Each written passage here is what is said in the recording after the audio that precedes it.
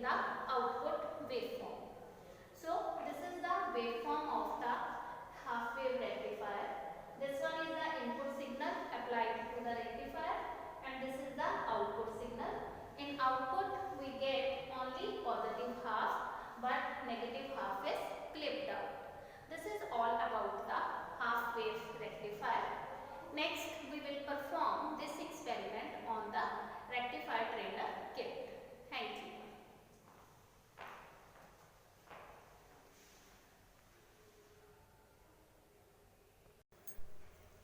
Next we will perform our half wave rectifier experiment in rectifier trainer kit. This rectifier trainer kit is used for half wave rectifiers and full wave rectifiers.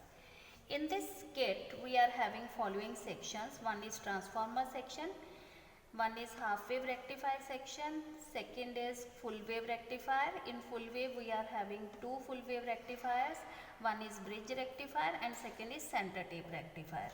This is the filter section which is used to connect the filter in our circuit, and this one is the load section across which we are observing the waveform.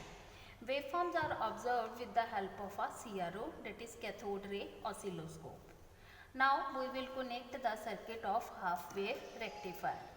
First of all, connect the secondary side of the step down transformer to the anode of the diode. Okay, now cathode of the diode is connected to a load resistance. At the same time, connect secondary of the transformer directly to the load side. Now observe the waveform with the help of a CRO. Okay, connect the CRO in this output section. This is the positive side and this one is the negative side. Now switch on the kit and observe the waveform. This is the waveform of the half wave rectifier circuit. Okay, in this only positive half is coming and negative half is clipped out. For observing the DC value contained in this waveform, we will multiply the maximum value of this signal with 0.636 and we will get the DC output. Here we have set the volt per division to 10 volt.